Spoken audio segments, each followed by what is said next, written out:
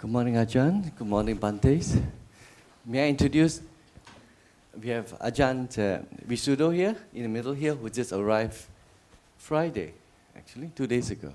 And as mentioned in the weekly email, Bhante Visuddho, Ajahn Visuddho is born German and has been ordained in Thailand and has been a monk for 12 years now. The last 4 years, Ajahn has been staying in Sri Lanka. So we are very honored and very blessed to have Ajahn Visuddho staying at our BSV Vihara for a few months. And I'm sure we get a lot of inspiration, teachings, and guidance from Ajahn. Welcome, Ajahn, to the BSV.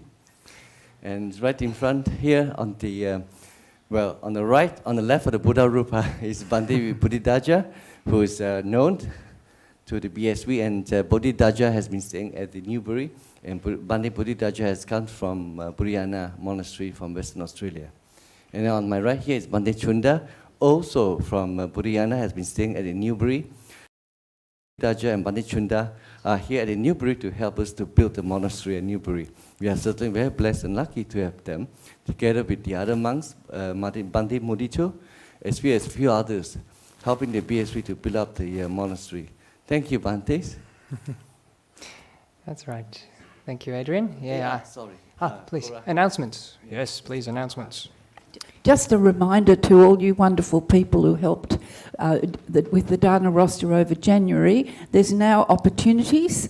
Venerable Visuddho will be here with us for some weeks, and this Thursday looks like there's an opportunity, and then thereafter. So the Dana roster, we're back looking after that. Thank you.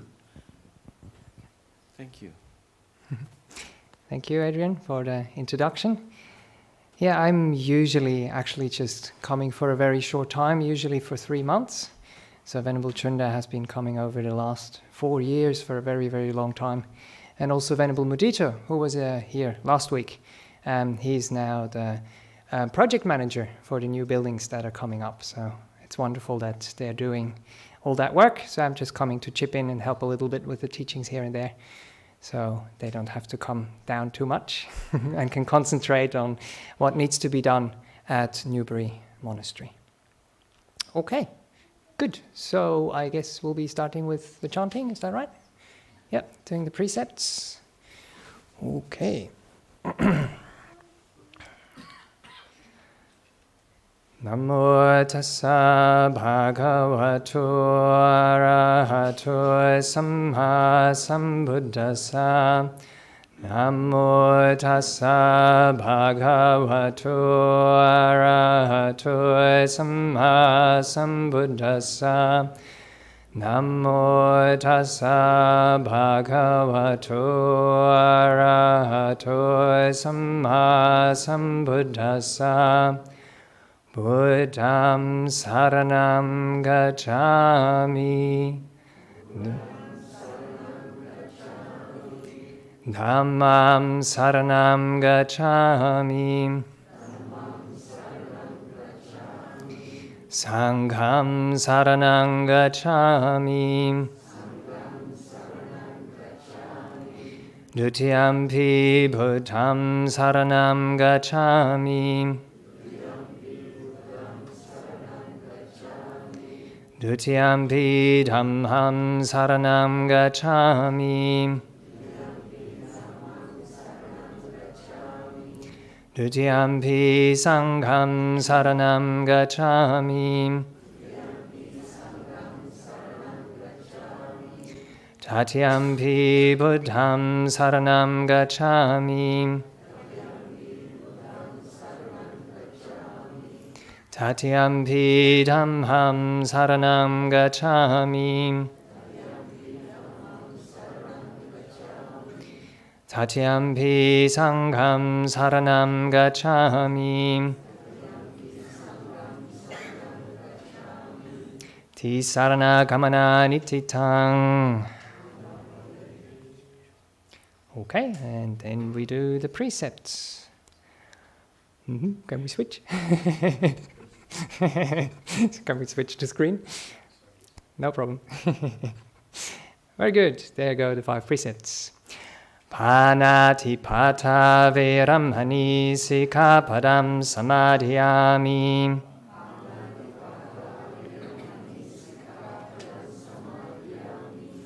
Adinadana Veramani Sikkhapadam Samadhiyami.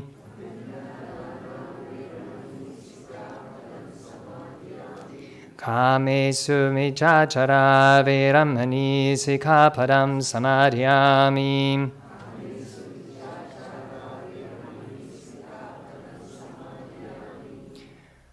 Musavada Veramani Sikkhapadam Samadhiyami.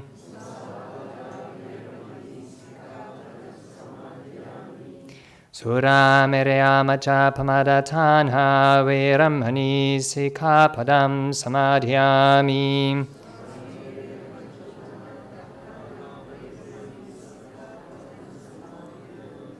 Sadhu, sadhu, very good. And now we'll do the chanting together, so that won't be going back and forth. Iti piso bhagava araham samma sambuddho vichacharana sampanno sugato lokavidu anuttaro purisa dhamma sarati Sata Deva Manusanam Buddho Bhagavati Swakato Bhagavata Dhammo Sanditiko Akaliko Ehipasiko Opanaiko Pachatam vedita bhohinyuhiti Supatipanno bhagavato savaka sangho Ujjupatipanno bhagavato savaka sangho Nyayapatipanno Gavato Savaka Sangho Samijipatipanno Bhagavato Savaka Sangho Yadidam Chattari Purisa Yugani Atta Purisa Pugalam Esa Bhagavato Savaka Sangho Ahuneyo Pahuneyo Dakineyo Anjali Karaniyo Anuttaram Punya Ketam Lokasati. And then we do the Karanyametta Sutta. Maybe do it in English, so we know what we're chanting, which is nice. This is what should be done by one who is skilled in goodness and who knows the path of peace. Let them be able and upright, straightforward and gentle in speech, humble and not conceited, contented and easily satisfied, unburdened with duties, and frugal in their ways, peaceful and calm and wise and skillful, not proud and demanding in nature. Let them not do the slightest thing that the wise would later reprove, wishing in gladness and in safety. May all beings be at ease, whatever living beings there may be, whether they are weak or strong, omitting none, the great or the mighty, medium, short or small, the seen and the unseen, those living near and far away, those born and to be born, may all beings be at ease. Let none deceive another or despise any being in any state.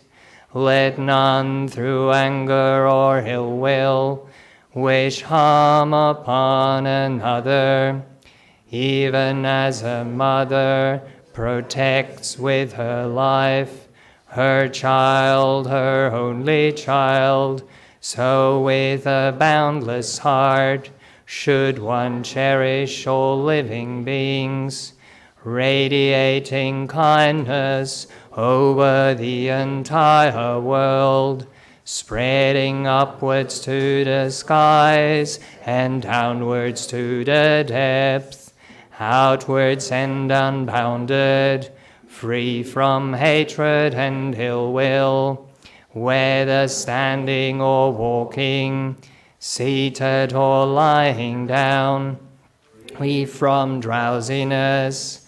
One should sustain this recollection. This is what will be the sublime abiding, by not holding true wrong views, the pure-hearted one, having clarity of vision, being freed from all sense desires, is not born again into this world. Very nice. Wonderful. Yes, that could be the teaching for today.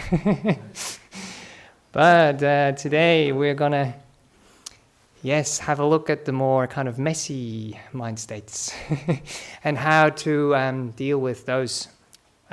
So I was trying to find a catchy title. So I settled for Buddhist mind state management. I've used that in the past. But actually, I know, management is a bit of a kind of a modern term. I think when I was doing my slides, I had management everywhere, and I was like, oh, wow, this is not a business kind of thing we're doing here. So I settled for relating to mind states, which is actually, I think, much more appropriate. Anyway, so I was here roughly a year ago, I think on the 18th of February, and this is basically a sequel to the talk that I've given in the past. I started covering the 4 great efforts, and last time we looked at the positive mind states, at the wholesome mind states, and how we can invite them in our mind, how we can grow them, and how we can encourage them.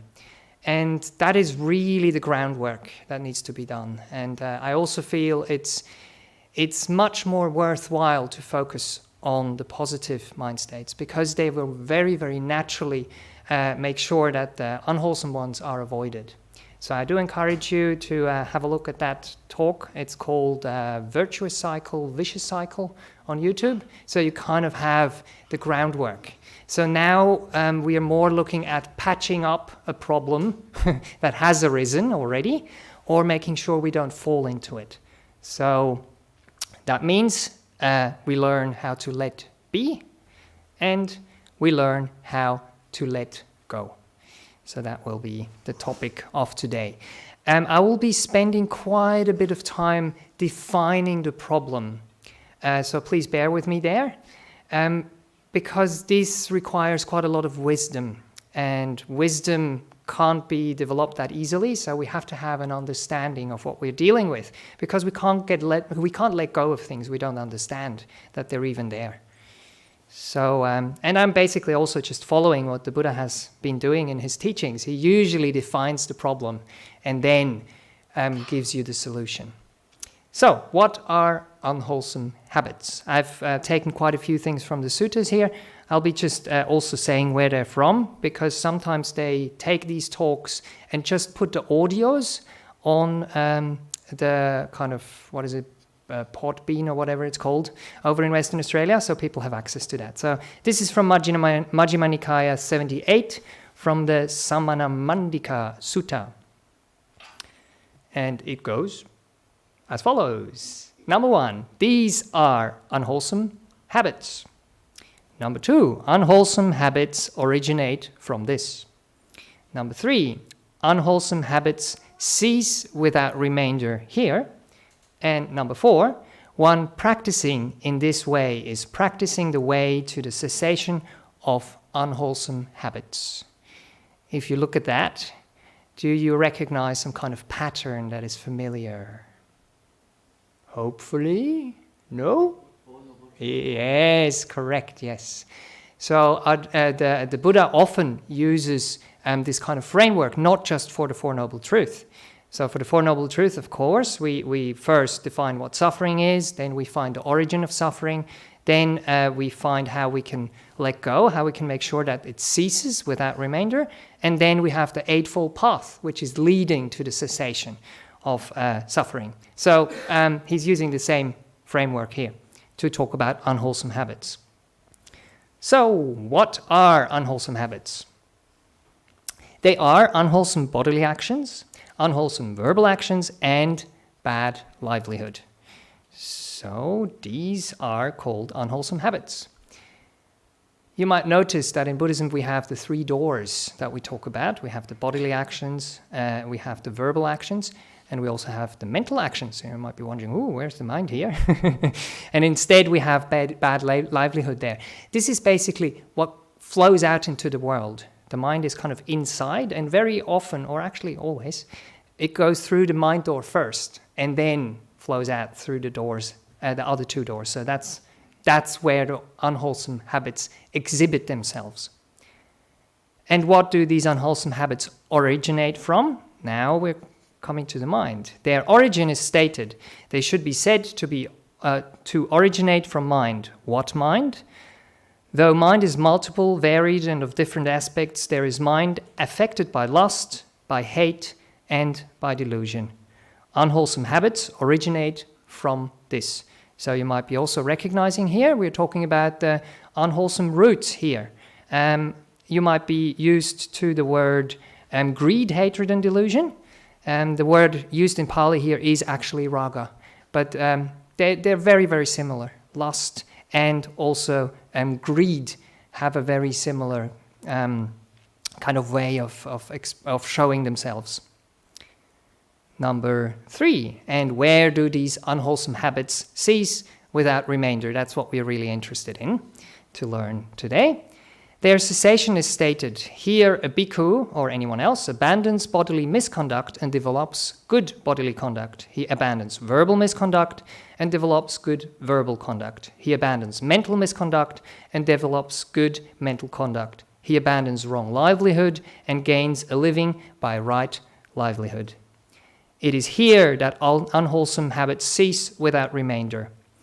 So again here, we are not just encouraged to restrain or not do the negative things, we are encouraged to do the positive things, which is very, very important. I can't emphasize that enough.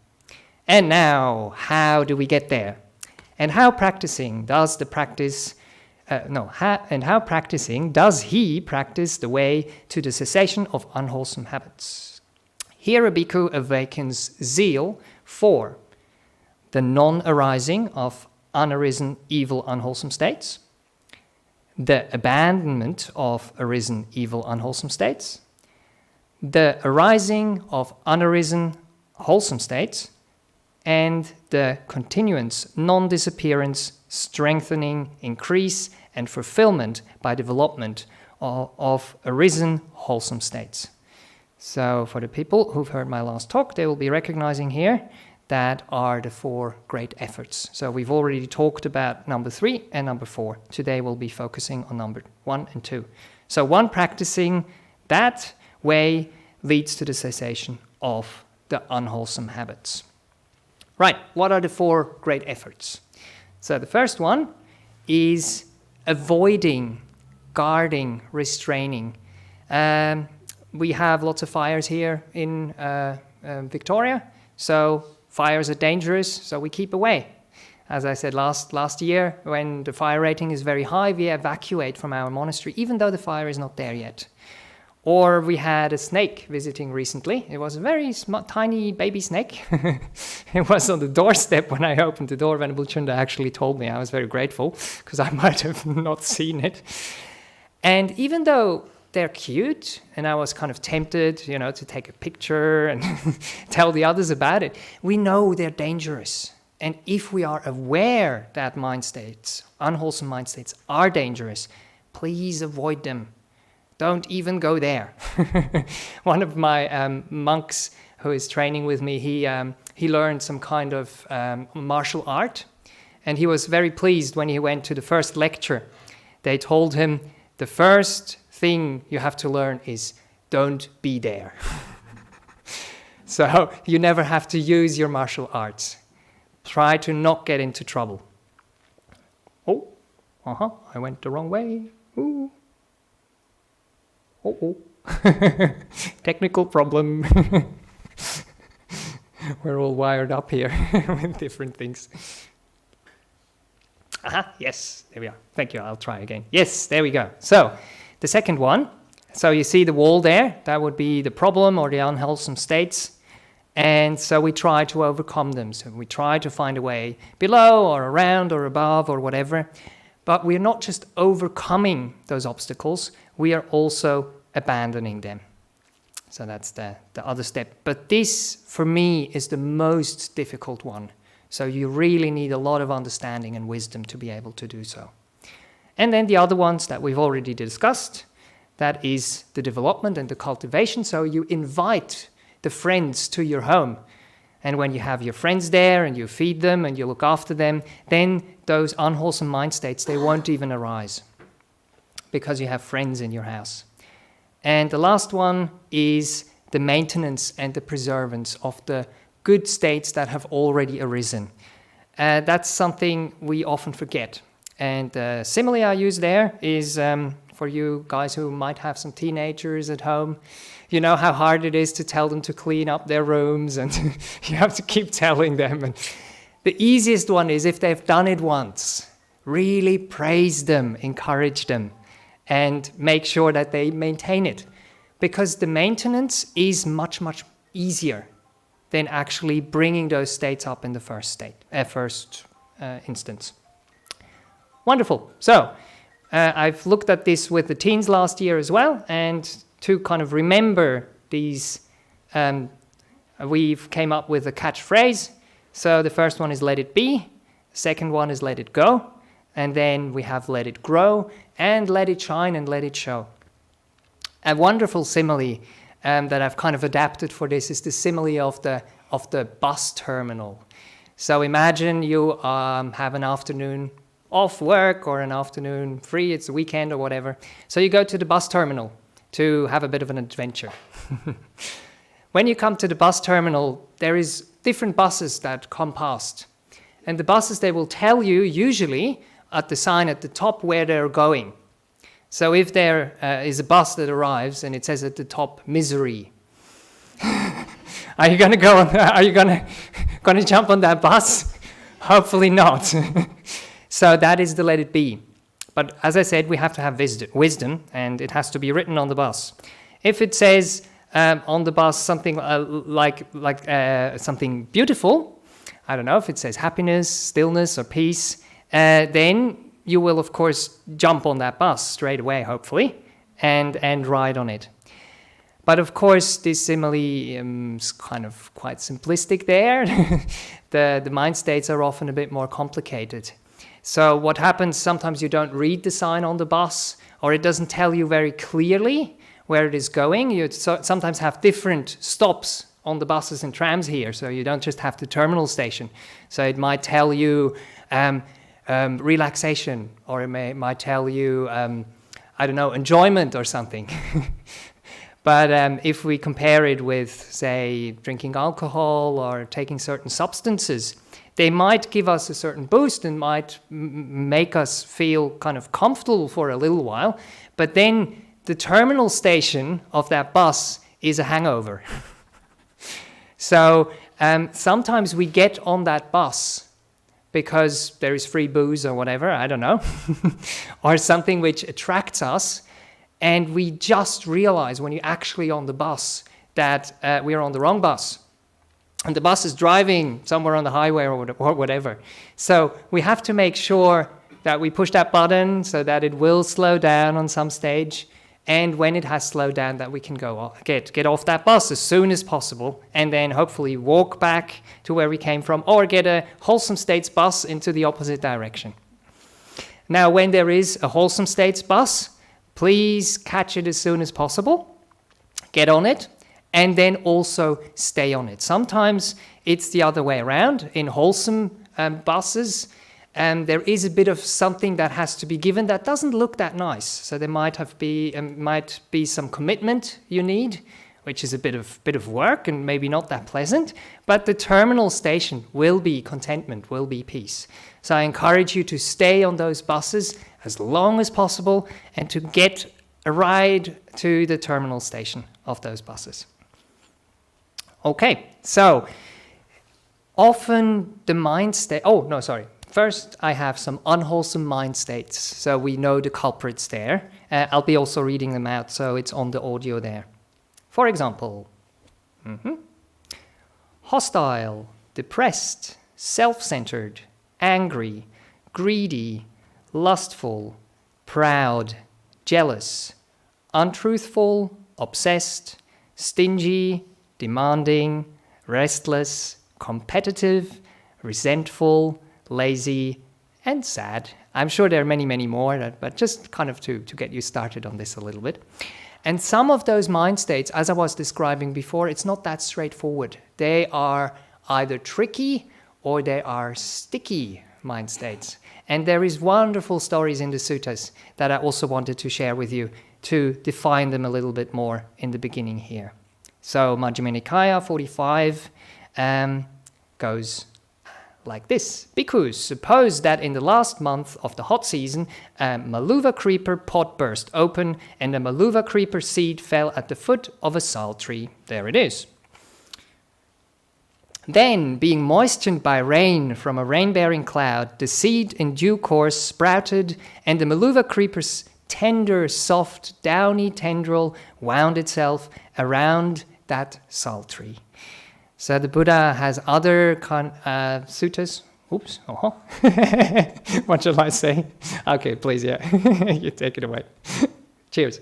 So, the Buddha was also sometimes describing that the deeds, that the kamma is like a vast field. And the seed is our consciousness that falls down. And the rain is our craving. So even if there might be a seed and there is no rain giving the moisture to that seed, it won't actually sprout. But if there is craving, and it does, this is what happens. Then the deity living in the sal tree thought, what future danger did my friend see? Pleasant is the touch of this Maluva creeper's tender, soft, and downy tendril. That's sometimes what happens with sensual desire or with kind of pleasant mind states that are actually unwholesome, though. Then the creeper enfolded the sal tree, made a canopy over it, draped the curtain all around it, and split the main branches of the tree. The deity who lived in the tree then realized this is the future fear the other deities saw in that Maluva creeper seed. Because of that Maluva creeper seed, I am now feeling painful, racking, piercing feelings. So sometimes what happens, we get this hangover or whatever it is. We get those unwholesome mind states. And hopefully we'll be able to learn from them. So next time something similar arises, we get off that bus earlier or we don't even get on that bus altogether. The other story is the story of the sticky mind states. It's the Samyutta Nikaya 47.7. It's the monkey sutta. Poor monkeys. You will find out why. Mendicants, in the Himalayas, there are regions that are rugged and impassable. In some such regions, neither monkeys nor humans can go, while in others, monkeys can go, but no humans. There are also level, pleasant places where both monkeys and humans can go. There, hunters lay snares of tar on the monkey trails to catch the monkeys. So if you have read the suttas a little bit, there is a lot of similes like this. And the hunter is usually Mara, is the tempter, is the person or the mind state that kind of deludes us in doing something unwholesome. Here we go. The monkeys who are not foolhardy and reckless see the tar and avoid it from far away. So hopefully we are this smart monkey most of the time. We see the problem, we don't get there. But sometimes the opposite happens. And what happens is, but a foolish and reckless monkey goes up to the tar and grabs it with a hand. He gets stuck there. But not enough. Thinking to free his hand, he grabs it with his other hand. He gets stuck there. Oops. Next. Thinking to free both hands, he grabs it with a foot. He gets stuck there. Thinking to free both hands and foot, he grabs it with his other foot. He gets stuck there. You see where this is going. And the last one. Thinking to free both hands and feet, he grabs it with his snout. He gets stuck there. This is one really stuck monkey there. And that's why it is so important to develop the wholesome states. So even if you get stuck with 1 or 2 or 3 of your limbs, you still have one left to pull yourself out with the positive mind states. So that's why we can't overemphasize those ones. And so the monkey, trapped at 5 points, just lies there screeching. He had met with tragedy and disaster, and the hunter can do what he wants with him. So that's what very often happens as well with those desires that we might have, or with the addictions that we might have. It kind of feels pleasant. We're like, just a little bit of this or a little bit of that. It will be fine. And then we get stuck more and more. And after a while, we realize that we are not in control of this anymore, that we have actually become the slave of our own cravings. And in modern days, maybe that's happening a bit more like that than like a monkey who is stuck to the tar there. Here, we can kind of go and say like, all right, it's very sticky, and the monkey, poor monkey, give him a break. He just got stuck there, and it's really hard to get out of this. This is not from the suttas, but there is monkey traps that I don't know if they're still used in Asia. But the monkey traps function like this. You take something really nice, something sweet, and you put it either in a coconut, or you put it in a termite mound, or here it's put in a glass. But now it's put in a glass which has a narrow opening. So the monkey can see what's in there, is tempted by what is in there. He puts in his hand, but once the hand is in and he grabs whatever is inside, he can't get the hand out. And so even though he's not stuck, he is actually stuck mentally. And those monkeys, the hunters, usually they just hide behind a tree and wait before the monkey goes and grabs it and tries to get it out and get it out and get it out. And he's so focused, so infatuated with what is inside that jar that he can't let go, that he can't think. So even though there might be another monkey telling him, hey, all you have to do is let go, it's easy, he's not able to do that. So I found a nice quote from Sharon Salzberg here. All of these difficult feelings or problematic states are a problem because if we are lost in them, we get so separated from how things actually are. We are imprisoned by the force of the very feeling. I have learned that Sharon actually had a serious health issue problem last weekend. I didn't know that when I was putting this all together. Apparently she is in good care in hospital, but I just felt it might be nice to kind of just reach out and share our compassion with her in this difficult time. She's been teaching for many, many years and helping so many people. So we hope that she can recover and that she can take a break and that the practice will be there for her in this very difficult time. Right, okay. Now let's get a bit more granular with this letting go business here. Relating to unwholesome mind states, Majjhima Nikaya 75. Magandhya, the eye likes sights. It loves them and it enjoys them. The ear likes sounds, the nose likes smells, the tongue likes taste, the body likes touches, the mind likes thoughts. It loves them and enjoys them. That has been tamed, guarded, protected and restrained by the realized one. And he teaches the Dhamma for its restraint. So you might remember this monkey was stuck at 5 points. Very often when we have things in the suttas with numbers, they actually stand for something. So these 5 points, they stand for the 5 senses. And here we also have the 6th sense, the mind door in the sutta as well. But now, how do we go about this? Take someone who used to amuse themselves with sights known by the eyes, with sounds, smells, tastes, and touches that are likable, desirable, agreeable, pleasant, sensual, and arousing. Sometime later, having truly understood, that should be underlined about 3 times. Other translation from Bhikkhu Bodhi, this is from Ajahn Sujato from Sutta Central, having seen as they actually are. So we have to have wisdom. 5 things. Number 1, the origin. Number 2, the ending. Number 3, the gratification. Number 4, the danger. And number 5, the escape. I'll be going into these things in detail, and we'll be actually taking mind states and working with those 5 things to see how we can overcome them, how we can work with them. And that's also with the sight, sound, smells, tastes, and touches, and having given up the craving and dispelled passion for all these things, those beings, they live rid of thirst with a mind inwardly at peace. So that's where we want to get. And the steps are those 5 steps here, and I'll be going through them now step by step.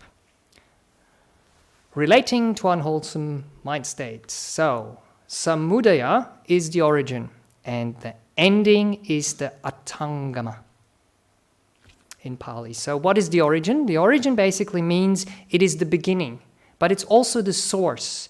And Ajahn Brahm very, very often uses the word fuel. And it's a very good word because we can start to understand what it's all about.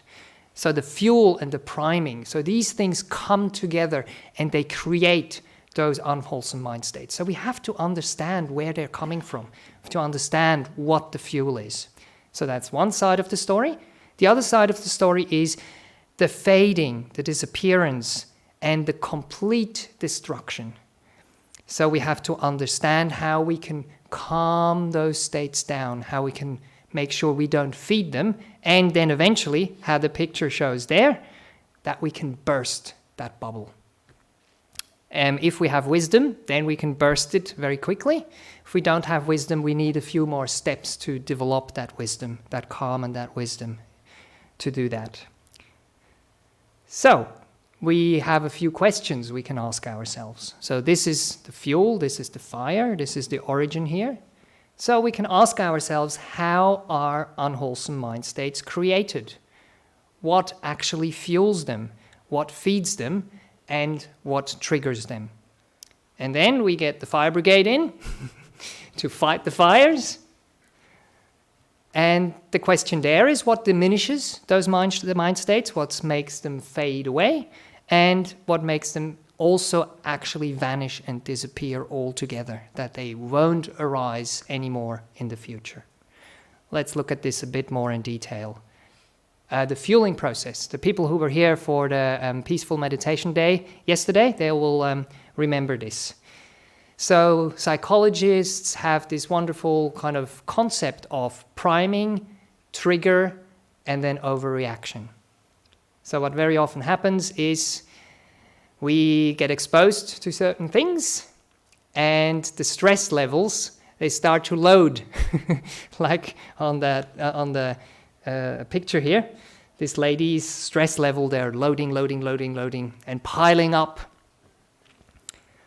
And what very often happens, once we get stressed, we start to worry, we don't sleep enough, we don't exercise, we don't eat properly, we don't meet our friends, we don't reach out. And that's the vicious cycle I was kind of describing last year that starts to operate. And if we can't break that, it piles up and up and up and up and up and up. So that is the priming. And then all that needs to happen, is something small like this. A little butterfly that is too noisy for this nun on this picture here. So we have to realize why things make us angry, why we explode with anger or with pushing away, or why we implode with depression, with getting down on ourselves, with withdrawing, with having addictive mind states that we get drawn into. That is all an overreaction. What is happening is actually not that bad. But the triggers, the priming, the fuel that has been put there, that's what makes it so huge. So if you think about the fires again as an example here, you have the fuel load in the forests. And we try to clear that, we try to do burning outside of the fire season, for example. So the fuel is this piling up of wood. And then all that has to happen is one lightning strike. If a lightning strike happens by itself and it falls somewhere where there is no fuel, nothing happens. Same thing with the trigger. If a trigger comes and there is no fuel for it to catch, then it won't actually catch and take off. So our work is to reduce that fuel. The other thing that often happens is that we excessively dwell on certain features or certain qualities. Now I'm talking about the unwholesome negative ones, of course. So we can have something simple, something that is just, it's just a flower. It's there in a landscape that doesn't look that attractive, but anyway, it's a flower. Now the question is, what is our mind state? How do we relate to whatever comes up? So we might be like this frog who really likes this plant. Or he might think, oh, well, where there is a plant, there'll be a fly on some stage, and I like flies, so I'll be going there and waiting for that fly and getting all caught up with it. Or we are like this comic person here. It's from the movie Inside Out, and she is the one who it's the disgust emotion. So we might be kind of pushing away and kind of going, I don't like this. Actually, it's just a flower. But when we get caught up, like the monkey gets caught up with this treat, and we don't realize that that is happening, then we are fueling the process again and again and again. And that keeps the fire going. So it means like putting more fuel on the fire, putting petrol on the fire, getting the fireworks out, whatever, I don't know. So make sure you don't do that. So let's have a look at the other side, at the ending and at the extinguishing of those mind states. I couldn't find a better word. I just felt urge tolerance might be a good word there. So we make sure, as I said before, we don't feed that fire more. And the simile, I felt a bit itchy myself just looking for the pictures online on Google and on Pixabay. So we are itchy. But with meditation, hopefully we have learned that not every itch has to be scratched. And not every itch has to be scratched in this way. Because if we do that, we make the itch worse. As I was saying, we pile on to the fuel instead of extinguishing it. So, please stop. Like in the bus, realize I'm on the wrong bus here. Don't just jump out of the bus, push that button, or even get the emergency brake or whatever it is. Make sure it slows down and it stops. And that's basically what this picture here stands for, the clock. We often say time heals, but time needs patience. So we have to be patient enough, we have to be wise enough to realize it's anicca, it comes and it goes. And if we wait long enough, it will go away. And the most kind of beautiful simile that I've heard in the past and that really kind of got to my heart is when people were talking about suicide. if you are suicidal, if you're in a state where you just only see all the negative things and they start crashing down on you, if you can learn to have this urge tolerance, if you can learn that these things will pass as well, then you will be able to get through that state and come out on the other end. So when I heard that those bridges, for example, where some people jump off, all that you need very often to protect those people to not take that step is to put a fence. People can get over fences, but even just having that fence there, or having a little sign which says, here is the helpline, please reach out. What that does, it stops the feeding process, and it stops the process of getting caught up in your own mind states again and again. And it can be very, very powerful. So if you ever have suicidal thoughts or something like that, please learn this. Please remember what happened in the past. Don't get caught up in that one very narrow mind state. Allow yourself a bit of time. Even though it might be very hard in the beginning, it does get better and better, and you get closer and closer to that light which is at the end of the tunnel. So this is the first step, and it's a small step actually, but it has a huge effect. So that's what I wanted to share with this one here. The other way of dealing with it, once you've hopefully done the first one, stop engaging in that kind of unwholesome mind state, is giving it space and relaxing around it. That's what I was also teaching during the retreat yesterday a little bit. So imagine you just give whatever that is which is troublesome a lot of space. So what I use as a simile there, it's like a sponge. If you really kind of cram the sponge together, make it really small, there is no space for water, and it's very, very uncomfortable. So you don't have to go right into that mind state or right into the sponge itself, but just go at the edges, go around it, and start to relax around that sponge. And if you do that, the sponge will automatically expand. And if there are any wholesome mind states around, which we could say is the water that's around the sponge, then the sponge can suck up that water and get the energy back that is required. When you're in this very negative mind state, then you're completely out of water. You're empty of energy. So when you relax around it, give it more space, then it can spread out. And with the fire, for example, even if you can't put the fire out, if you don't have the wisdom to do that, if you spread the wood around, it will still burn. There will still be the same amount of fuel there, but it will burn slower. It will be less hot, and it will be easier to deal with. So that's another way of relating to those unwholesome mind states. And you can even do that in the body. Oh yeah, I forgot to mention that. One simile that came to me is in the past I would do yoga quite a bit.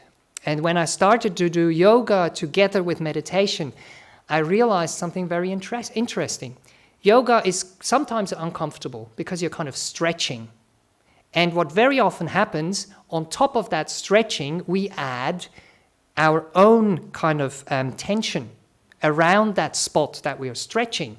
And it gets even more uncomfortable. And when my mind was relaxed and I came from that kind of mind states to the practice, I realized I could relax around that area. And it would be much less uncomfortable. And I would actually be able to go more into that stretch. So I'm not encouraging people to kind of break their limbs or whatever, but just to use that as a simile, to realize it's like what I was talking before about the overreaction that we have to certain things. So the trigger is the stretching which is happening. And the overreaction is everything else which is happening in the body around it.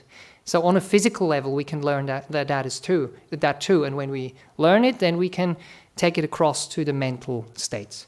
And the last one here is gaining... I forgot the next one there. Also, we talked about suicide before.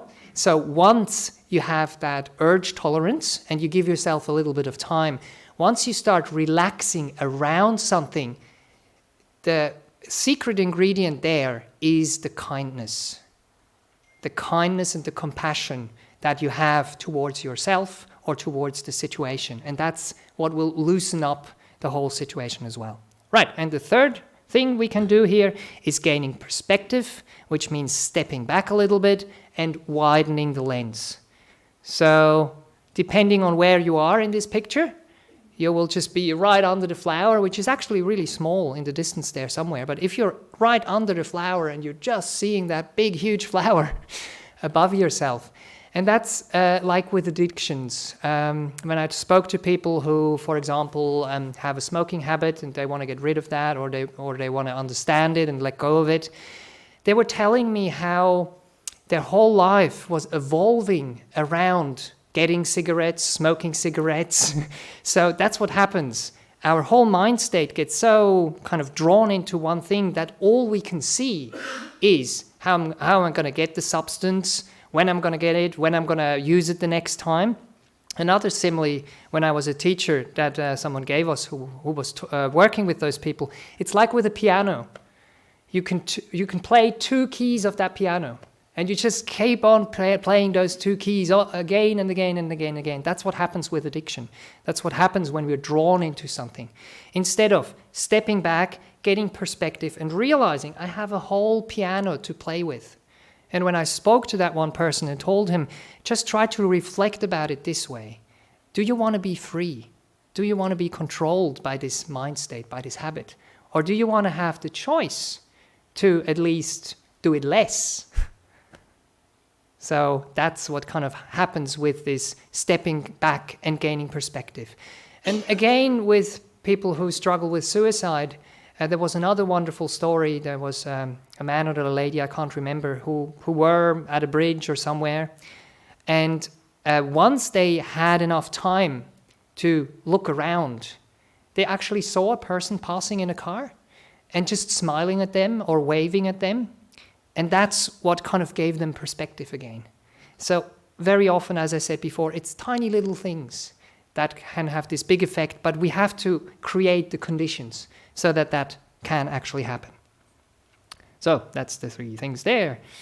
But what is really required is wisdom, is this aha moment, and is this very clear, distinct understanding to let go of these things altogether.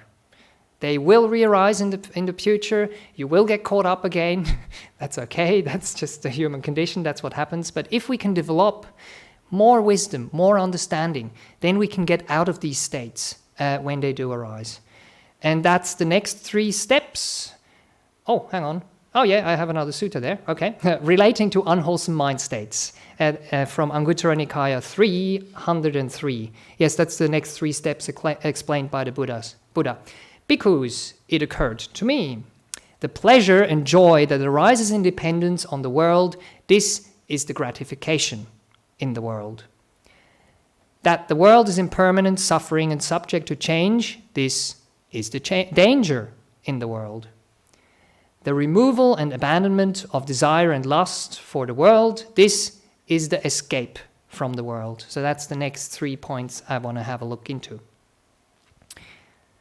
So we have gratification, which is called asada, danger, adinawa, and escape, nisarana. Venerable Nisarano, who was here. That's where he gets his name from. He escaped back to Sri Lanka. So the gratification is what is sweet about it. What is the pleasure? Why do we fall for those states? Even though we might think they are unpleasant, they have something which grabs us. And if we don't understand why we're getting drawn into them again and again, then we can't learn how to let them go. Next step, we see the danger. So we realize there is a problem. There is a terminal station we don't want to get to. There are drawbacks. And then the most important one at the end, but at the end, once we've done the first steps, is the escape. The way out, the antidote, and the cure. And basically, again, that's the positive mind states that I talked about last time. They are the ones that will really pull us out of this mess. Good. So, as a last little thing to hopefully have it practical for you, for your day-to-day life, I want to take one example, and the example is anger, that I guess most of us do kind of experience from time to time. And I want to go through with you the gratification, the danger, and the escape. And I'm hoping that we can actually do that together as a group. So I'll open it up and we'll wait for your answers. I do have a few answers here myself that I will offer at the end, but to also get you activated a little bit. So, and also to give you the opportunity to practice, so you can practice that in your day-to-day life later, to deal with those unwholesome mind states. So, relating to anger, the gratification. What feels good about anger? What does it promise us? And why do we fall for anger? Any ideas? Yes? Correct? Yes, I'll just repeat it so everyone hears it. So we get a sense of feeling in control when we are angry. That's correct. What else? Sense of release. Yes, sense of release, please. Yeah, a lot of energy. Yes, you mobilize energy. That's correct. Feels good. Anything else? Anger? Yes, with anger? Hatred. No, hatred. Or hatred? Well, yeah, I mean, we're just taking anger as an example. But what feels good about it? Hurt another person. Yes, you're intending to do that, and it might feel good. Yes, in German, we have this word, Schadenfreude. And it means you're basically happy if someone else is unhappy. We don't encourage that. And also, this is just to see why it is pleasant, why we fall for it. But I'm not encouraging you to get angry, okay? Don't get me wrong here. Right, so I think we've covered most of them. So we are brave and ready to act. So it feels like we are this warrior and we're going to save the world, or we're going to fight for the good, or whatever it is.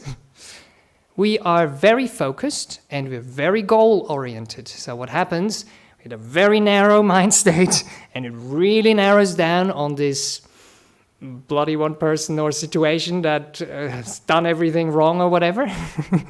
So it can feel good, it can draw us in.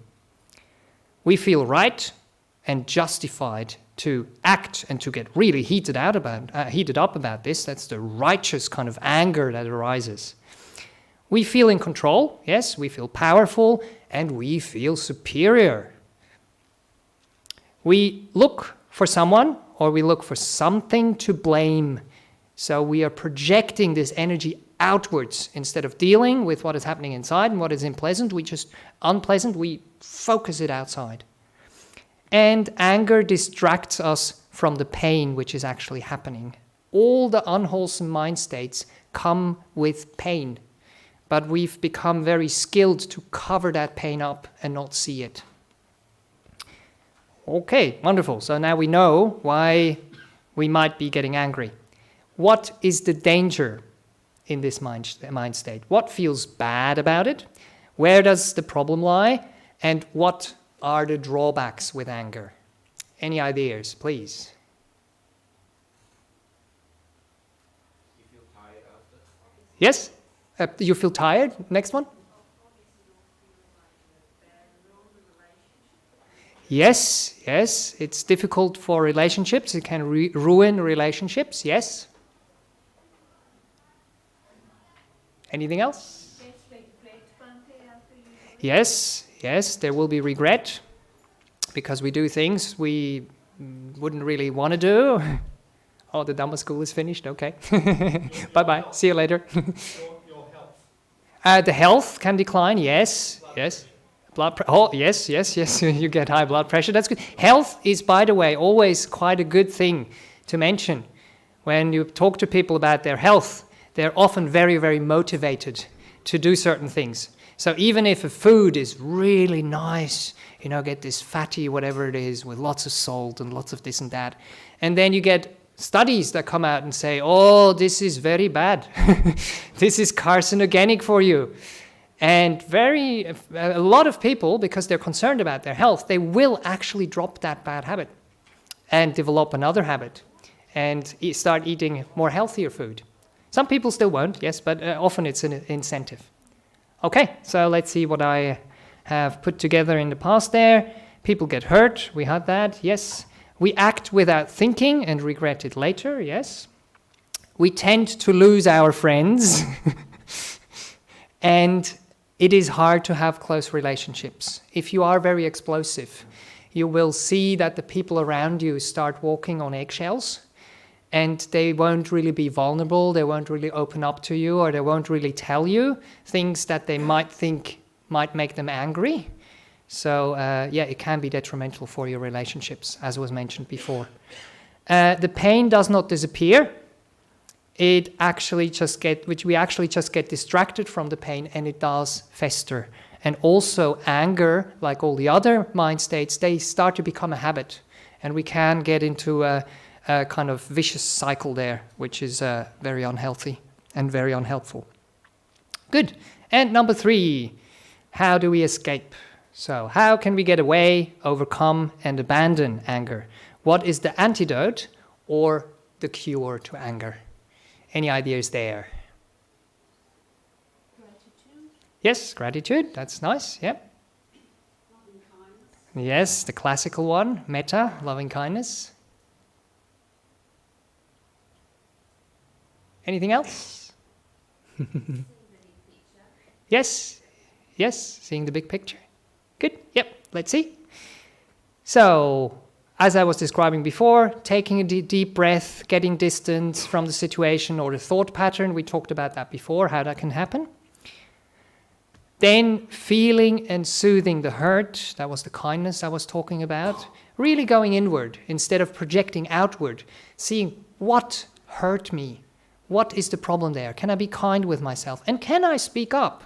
Can I ask people, oh, this has really hurt me. Can we find another way of dealing with this?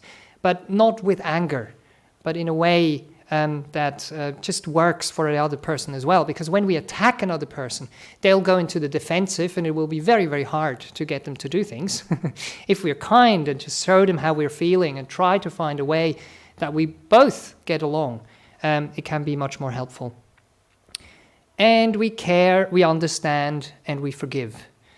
Again, this goes in both directions. We can do that towards the people outside of us or towards ourselves, because very often we get angry about things that are happening in ourselves, like, why haven't I overcome this unwholesome mind state yet? So be kind to yourself, understand, care for yourself. And then we focus on the good, that's the metta part. We focus on the good in a person or a situation, not just the bad. So I'm not encouraging you to kind of fly up in the sky somewhere and just go like, everything is fine. There is suffering in the world, that is correct, but we have to have perspective. And the best simile that Ajahn Brahm gives about this is the simile of the hand. If the hand is right in front of your face, all you can see is your hand. But your hand belongs at the end of your arm. And when it's down there, then you can see the problem. It's still there. It hasn't gone away. But you have the perspective. You see the people around yourself. You see yourself. And then you can actually handle the situation much better. And I think one more. Yes, that's an important one. And I hope that will be something I can give you into this week or for whenever, next time I come back, to not take things too seriously and to always have a hint of humor. And Ajahn Brahm is just so wonderful in doing that. And when you have a bit of humor, then you automatically get distance from whatever is happening. Humor automatically creates a buffer, creates a distance, and will help you to develop wisdom as well. So it's not just humor, but in a combination, it allows you that wisdom can arise. Okay, good. So that's what I have to offer today about overcoming, or about avoiding first of all, and then overcoming and hopefully also abandoning the unwholesome mind states. And it fits in with all the 4 great efforts. So we also grow the good ones and we maintain the good ones as well.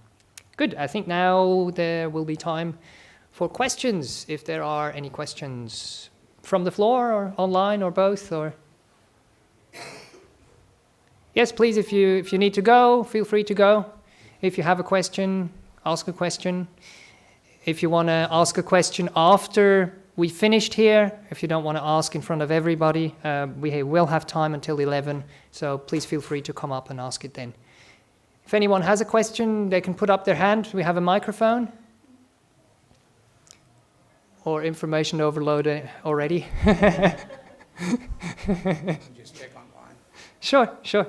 Well, if there's no questions, then you have understood. Maybe.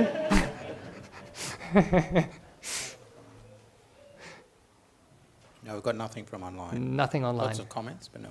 Okay. Right. Good. So please develop the wholesome and don't get in trouble. And when you get in trouble, don't get stuck. Get help and get out of it.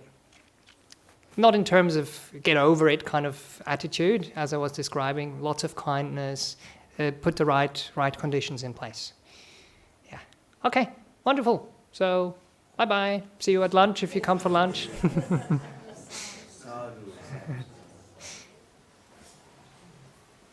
Very good.